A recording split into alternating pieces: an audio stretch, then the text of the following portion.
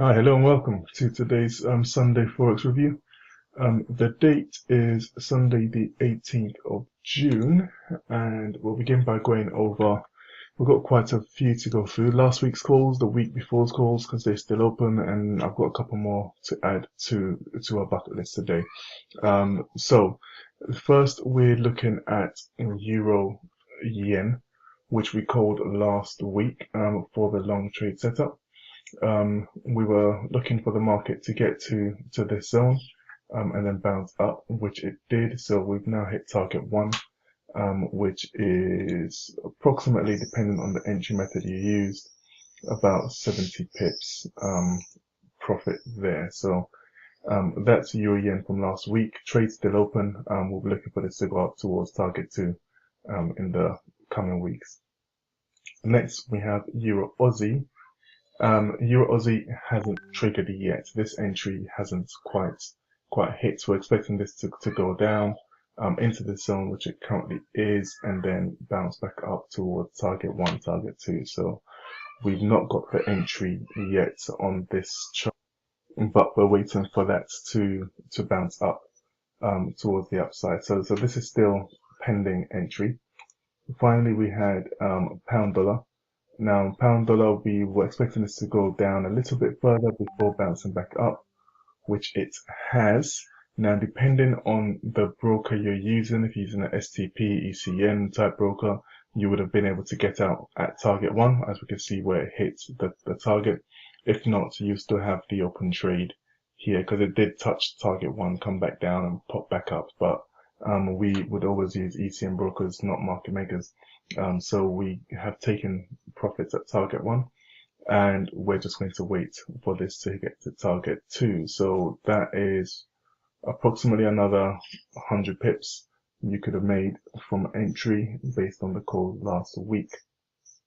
2 weeks ago, we made some trade calls, and we were looking firstly at the New Zealand yen. We had this level here. This was more of our advanced levels because we didn't have anything for the swing trades. But we had this level here for the market to react. As we can see, the market did react from that level to take a short trade, but this trade was stopped out. So this trade was stopped out at approximately, because 50 pips. Stops are always above the most recent swing high. So we took that short, and we got stopped out for 50 pips on this trade. Next, we called the Aussie Japanese yen. So our entry was within this zone, and target one and target two. And this has now hit target two at about 155 pips profit. So that was a good call on Aussie yen. And finally, we called, I think this was the breakout trade. Yep, we called the breakout trade on pound New Zealand dollar. So when it breaks out of this zone, we'll take it short. If it didn't break out of that zone and it reversed, we would have taken that long to that target. So we are in this trade now. From the breakout, we got very close to our target. This was just one target we're looking for, which was 400 pips. We didn't quite hit it. As you can see, the market just got close to it, but bounced up, but that's fine. So we're currently in 226 pips profits on this one. So all in all, it's been a profitable couple of weeks.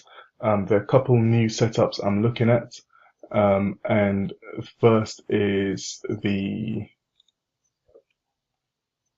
let's have a look at this one, not the DAX.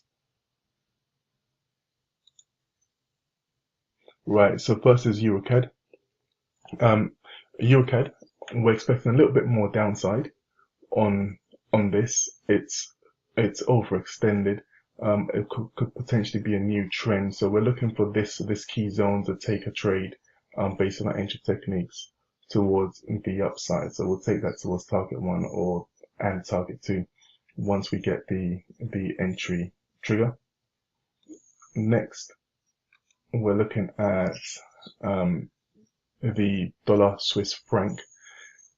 Dollar Swiss franc, it's currently in a good position to short based on the volatility. So we can be looking to short from here, but based on structure and target one being at this level, I don't see enough pips to take here. So what we'll be looking for is for this market to move up into the zone before we take the short trade down towards target one, target two. That will really give us a good few pips available. We can be looking to short from here, but the risk versus reward doesn't quite make too much sense to us. So we'll wait for that to go up before coming down.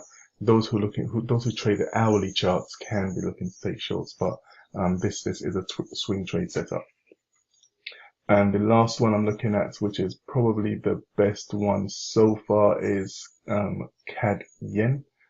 And with this, we're looking for a short trade from this level. So we've gone into the level. It's been rejected with a low test bar, and we'll be looking for this to come down to at least hit target one. So those will be the setups for this week. If we've got multiple open trades next week, we'll just review and not post any new trades. But for this week, I think we've got a number of pips. What I'll do afterwards is calculate the number of pips we've made in the past 2 weeks calls, and then I'll post that out for you guys. So until next week, happy trading, and we'll speak soon.